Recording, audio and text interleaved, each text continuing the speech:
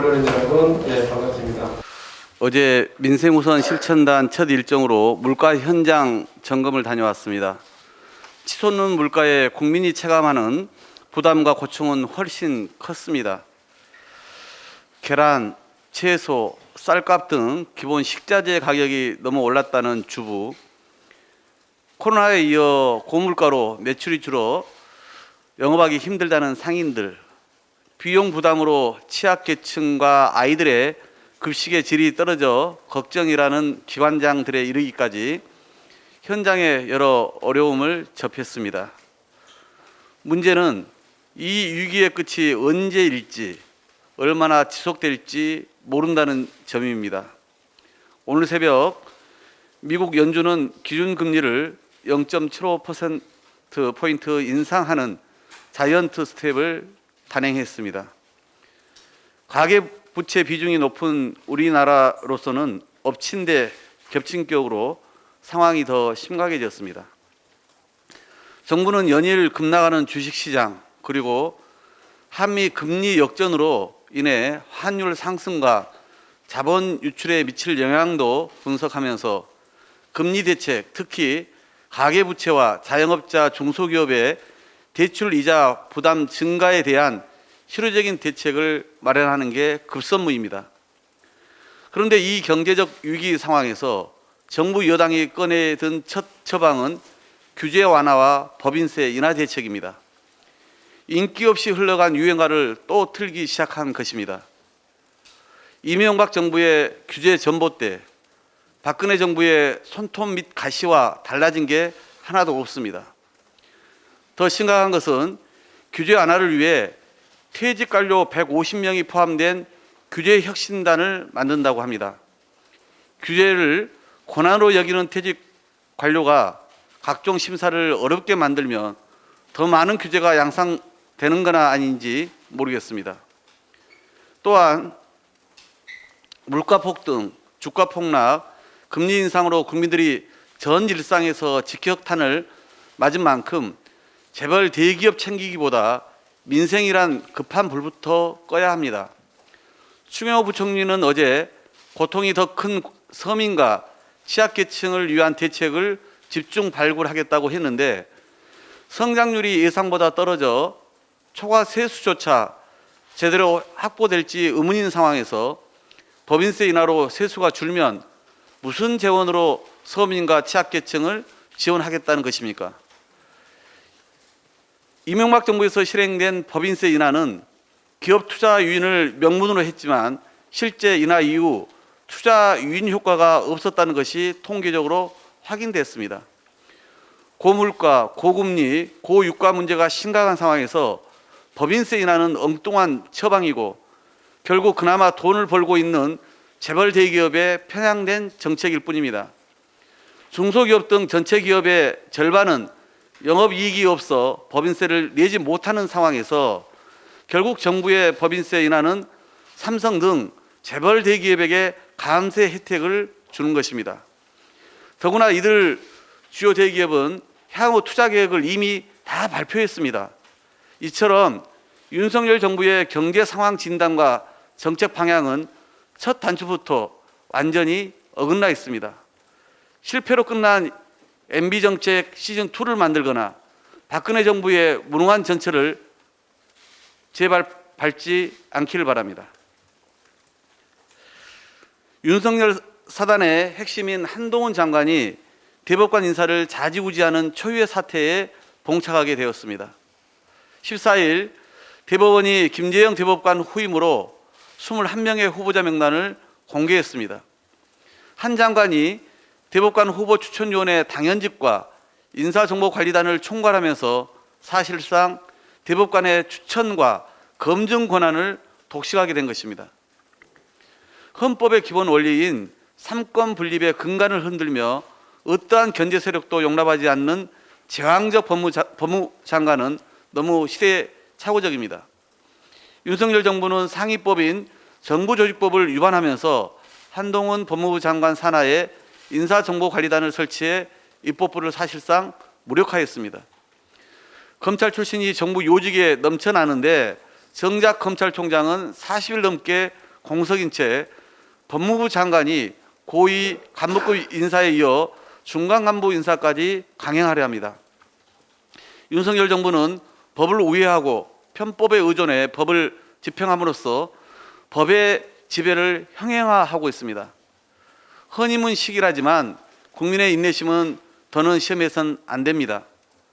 윤석열 대통령에게 아직 공정과 상식이 남아 있다면 사람의 지배 대신 법의 지배를 통하여 통치가 이루어지는 법치주의의 본령을 돌아보시기 바랍니다. 이상입니다. 네, 원내대표님께서도 얘기했습니다만 오늘 오후에 발표될 윤석열 정부의 경제정책 방향에 대해서 한 말씀 부탁드리겠습니다. 오늘 발표될 새 정부의 경제정책 방향에 대해서 내심 기대가 컸습니다만 언론 보도를 통해 들은 내용은 참으로 참담하기 그지없습니다. 경제 운영의 기조를 자유, 공정, 혁신, 연대라고 말을 하고 있긴 합니다만 실제 정책 내용을 들여다보면 과거 이명박 정부 당시의 경제 정책으로 회귀한 것들이 대부분입니다. 이른바 MB 시즌2를 보는 것 같습니다. 어제 민주당 민생우선 실천단은 신길동에 있는 마트를 방문하고 지역 주민들하고 간담회를 가진 바 있습니다.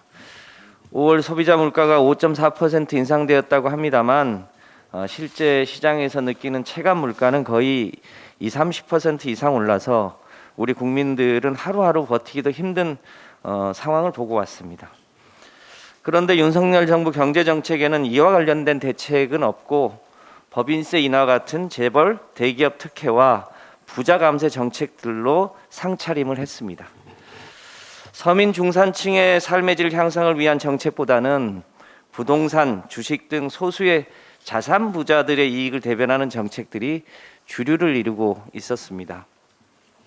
또한 서민 중산층 그리고 소상공인과 중소기업은 다시 경제에서 소외되고 주 52시간제 시행으로 연간 1,900시간대로 낮아진 노동시간을 다시금 세계 최장 노동 환경으로 역행하는 정책을 소위 노동개혁과제로 포장하고 있었습니다.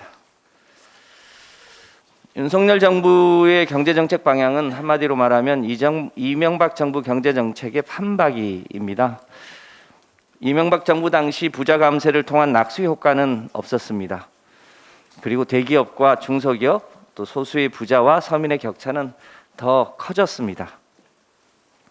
대기업과 부자의 감세의 피해는 고스란히 다수의 중산 서민층의 부담을 키우고 대국민 교육 복지 서비스는 후퇴될 것이 명약관화합니다. 대한민국은 이제 저부담 저복지 국가에서 최소한 중부담 중복지 국가로 전진해야 할 때입니다. 대통령은 처음일지 모르겠습니다만 국정에는 연습이 없고 국민은 연습 대상이 아닙니다. 윤석열 정부는 포장지만 바꿔서 소수의 대기업과 부자들에게만 혜택이 들어가는 경제정책 방향을 지금이라도 수정하시기를 간곡히 부탁드립니다. 민주당은 기후위기를 산업과 에너지, 디지털 대전환의 기회로 만드는 한편 우리 사회의 특권의 해소와 함께 소득과 자산 불평등 문제 해결을 위해 최선을 다하겠다는 말씀드립니다. 이를 통해서 우리 국민 모두가 더불어 잘 사는 대한민국을 만들 수 있도록 국민과 함께 현장에서 그 답을 찾아가겠습니다. 고맙습니다. 어제 윤석열 대통령은 김건희 여사의 공식 일정에 동행한 지인 논란에 대해서 대통령을 저도 처음 해보는 것이라 어떤 식으로 정리해야 할지 차차 생각해 보겠다 이렇게 말씀하셨습니다. 대통령을 처음 해보는 것이라는 대통령의 발언도 낯설지만 국민들의 주요한 관심사에 차차 생각해 보겠다. 공식과 비공식을 어떻게 나눠야 할지 어떻게 방법 좀 알려달라. 이렇게 답하는 것은 참으로 무책임한 태도입니다. 윤석열 대통령은 후보 시절 TV토론에서 양도세가 왜 도입됐는지에 대한 질문에 대해 가르쳐 달라는 무지한 답변도 했습니다. 심지어는 정부 데이터 공개 문제에 대한 잘못된 인식을 표출해서 질문한 안철수 후보가 고개를 절레절레 흔들기까지 했습니다. 대통령 당선 99일차, 국정운영 37일차, 국민들은 언제까지 기본적인 질문에 대한 답을 기다려야 합니까? 대한민국 호는 대통령의 한순간의 선택과 판단에 따라서 그 어떤 길이라도 갈 수밖에 없습니다. 준비되지 않은 대통령의 국정 운영을 언제까지 지켜봐야 하는지 국민들의 걱정이 큽니다. 나아가서 김건희 여사와 지인의 소위 비선 공무개입 확대 또한 심각한 문제라고 생각합니다. 전직 대통령의 묘역을 참배하는 공식 행사를 행사 취지와 아무런 관련이 없는 김건희 여사의 코바나 콘텐츠 재직 시절 측근이 동행했습니다. 대통령 부인을 수행하는 공무에 사인이 일정을 함께했습니다. 이분은 김 여사와의 사적 관계를 배경으로 대통령 선대위와 인수위를 거치면서 대통령실의 공적인 일까지 관여하고 있습니다. 대통령실의 직원 중에도 이미 김 여사와 사적으로 얽힌 코바나 출신의 인원들이 채용돼 있다고 합니다. 명백한 사적 채용이 아닐 수 없습니다. 윤석열 대통령은 부석실을 축소해서 대통령실의 조직을 슬림화하겠다고 했지만 결과적으로 대통령실은 슬림화가 아니라 사유화되고 있습니다. 우리 국민은 이미 박근혜 대통령, 전 대통령이 최순실이라는 사적 관계를 공무에 개입시킨 폐해를 경험했습니다. 법적 절차에 따라 자격을 부여받은 공적 조직이 아니라 사적인 관계에 의한 비선이 공무에 개입하게 되면 국정은 사유화되고 혼란에 빠지게 됩니다. 언제나 법치국가를 앞세우는 대통령이 정작 지근거리의 대통령실을 법치와는 정반대로 운영하는 것은 더더욱 국민들의 공감을 받기 어려울 것입니다. 윤석열 대통령이 정말 법치에 대한 의지가 있다면 김건희 여사와 그 측근들의 경계 없는 공무 개입과 관여를 원천적으로 차단해야 할 것입니다. 김 여사와 사적 관계가 있다는 이유로 공적 조직의 지분을 주장하도록 자시해서도 안 됩니다. 비선 의혹에 대한 명확한 조치를 통해서 국민들의 우려를 조속히 해결하실 것을 윤 대통령께 당부드립니다. 윤석열 정부가 출범한 지 한 달 만에 한국 경제에 빨간불이 켜졌습니다. 총체적 비상 상황입니다. 최근에 물가 폭등, 주식시장 폭락, 금리와 환율의 급격한 인상 등으로 한국 경제가 수렁에 빠져들고 있습니다. 오늘 미국 연준이 기준금리를 0.75%포인트 인상했습니다. 우크라이나 사태 장기화로 세계 경제가 한꺼번에 추락할 징후에 직면했습니다. 만약 이런 상황이 장기화된다면 우리 서민들의 삶은 더욱 비참해져 갑니다. 또한 젊은이들은 실업 위기 속에 길거리로 내몰리게 됩니다. 한편 코로나 위기에서 막 빠져나오려는 자영업자 소상공인들은 물가 폭등으로 더 이상 못 살겠다고 아우성입니다. 이런 상황에서 정부가 내놓은 대책이라는 것이 고작 감세 정책과 규제 철폐입니다. 윤석열 정부 출범 과정에서 부자 내각의 민낯을 드러낸 지 불과 한 달도 지나지 않아 또다시 대기업과 부자들을 위한 감세 정책을 꺼내다니 마치 다른 세상을 보는 듯합니다. 지금 우리나라는 전반적으로 경기가 침체되면서 물가가 급상승하는 스태그플레이션에 진입했습니다. 엄청난 위기 상황입니다. 지금 당장 국회와 정부가 머리를 맞대고 확실한 대비책을 강구해야 합니다. 그게 국민의 명령입니다. 그런데 국회는 후반기 원구성조차 못하는 한심한 상황에 직면해 있습니다. 무엇보다 민생 경제를 최우선으로 해야 합니다. 이에 정부와 여당의 결단을 촉구합니다. 첫째, 후반기 국회 원구성에 즉각 응하십시오. 둘째, 경제위기 극복을 위한 국회 차원의 특별위원회 구성을 촉구합니다. 셋째, 몰락위기에 처한 서민과 중산층을 위한 입법적, 재정적 조치에 여야가 함께 나설 것을 간곡히 호소합니다. 감사합니다. 고금리 고환율에 저성장이 겹쳐 각종 여건이 악화되면서 우리 경제가 총체적 위기에 처하고 있습니다. 주가는 1년 7개월 만에 코스피 2,500선이 붕괴됐고 휘발유와 경유값이 2,000원을 넘어서자 거리에 차량이 줄어들고 있습니다. 서민 경제에 직접적 영향을 미치는 소비자 물가는 지난 3월 4%대에서 5월에는 5.4%까지 상승하였습니다. 인플레는 지속되고 서민들은 죽을 맛입니다. 마치 2008년 미국발 금융위기로 달러 가치 하락과 유가 및 국제 곡물 가격 급등에 물가 상승이 겹쳐지던 퍼펙트 스톰을 연상케 합니다. 오늘 새벽 미국 연준이 이른바 자이언트 스텝 0.75% 기준금리 인상을 단행했습니다. 미국의 금리 인상은 우리 경제에도 큰 충격을 줄 것입니다. 금리 상승기의 여러 불안 요인 중 특히 자영업자, 소상공인과 중소기업에는 대출 관련 부담이 매우 클 수밖에 없습니다. 더구나 코로나19 이후 2020년 4월부터 시행되고 있는 피해 중소기업 소상공인들의 대출 원금 만기 연장 및 원리금 상환 유예 조치가 오는 9월로 종료가 됩니다. 한국은행에 따르면 원리금 상환 유예 조치가 유동성 위험가구 비중을 1.8에서 1.9% 낮추고 상환불능 가구 비중을 0.6% 낮추는 효과가 있습니다. 그런데 만기 연장 상환 유예가 9월에 종료된다면 소상공인과 자영업자의 잠재 부실이 드러나고 금리 인상기의 상환 부담이 누적되며 대출 부실 현실화 가능성이 매우 클 것입니다.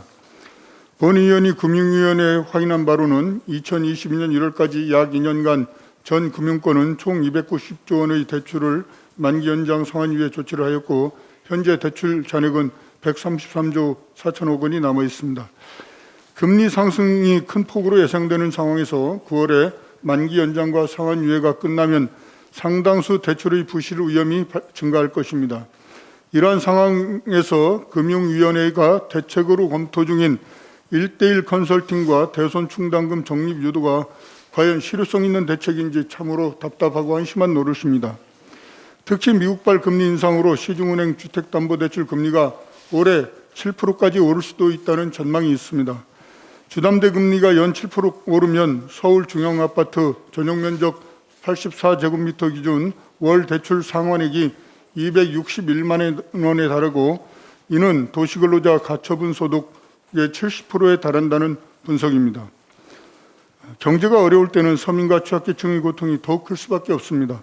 2021년 2년 1분기 가계대출이 1,752조에 달하는 상황입니다. 서민들의 고물가 고금리로 인한 고통은 상상을 초월합니다. 더구나 지금의 총체적 위기 상황은 단기간에 해소되지도 않을 전망입니다. 이렇게 어려운 가운데 윤석열 정부는 아무런 대책도 없이 오히려 부자 감세를 얘기하면서 역행을 하고 있습니다. 또한 상황이 이토록 엄중한데 정부 여당은 현재의 경제 난국 원인이 문재인 정부 때문이라며 전 정부 탓을 하고 있습니다. 문제 해결 실력이 없으면 겸손하기라도 해야 하는데 자신이 없고 해결책도 없으니 오로지 전 정부 탓만 하고 있습니다. 또한 한가하게 대통령 보고부가 영화 관람이나 하고 이미지 정치나 하고 있어서야 되겠습니까? 대통령이 국정에 집중하고 민생을 살리는 책임 있는 모습을 보여야 국민이 안심할 것입니다. 비상한 상황에서 정부 여당이 민생 위기 해결에 집중해 줄 것을 강력히 촉구합니다. 네, 요 며칠 반가운 단비가 내렸습니다. 가뭄 장기화로 어려움을 겪는 와중에 내린 꿀맛 같은 단비입니다. 그러나 여전히 가뭄 해소는 요원합니다. 기상청은 8월부터 나아질 거라고 관측했지만 확신할 수도 없습니다. 작년 11월부터 올해 5월까지의 강수량은 전년 동기 대비 절반도 되지 않습니다. 전국 모든 댐의 저수율은 작년보다 30%가 줄었습니다. 거듭되는 기후위기로 대한민국도 가뭄의 시대로 접어들었습니다. 말로만 하던 물 부족이 아니라 실제 눈에 보이는 물 부족 시대가 된 것입니다. 지금 온라인에서는 각종 물축제의 개최를 두고 누리꾼 간에 난리가 나고 있습니다. 물이 부족한 가뭄 상황에서 물 낭비하는 것 아니냐는 지적에서 시작되었습니다. 하지만 언론 등을 살펴보면 이곳 저곳에서 물 낭비 문제가 산적합니다. 하루에 물 300톤 쓰는 공연도 문제지만 하루에 물 1,000톤 쓰는 골프장도, 하루 물 9,000톤 쓰는 워터파크도, 미관 모쪽으로 매일 50만 톤을 쓰는 서울시 상황도 문제입니다. 언론에 알려진 것만 해도 이 정도이고 그 외에 얼마나 더 있을지 가늠조차 되지 않는 상황입니다. 가뭄이라는 위기 상황에 맞는 대책 마련이 시급합니다. 가뭄 위기가 닥치면 정부가 직접 물 사용의 우선순위를 조절하고 그 앞에 앞장서야 합니다. 미국만 보더라도 가뭄 장기화로 미관을 포기하고 잔디 규제에 나선 상황입니다. 놀거리, 볼거리도 중요하지만 이것을 잠시 접어두고 가뭄 극복을 위한 범국민적인 지혜를 모아주시길 부탁드립니다. 이상입니다.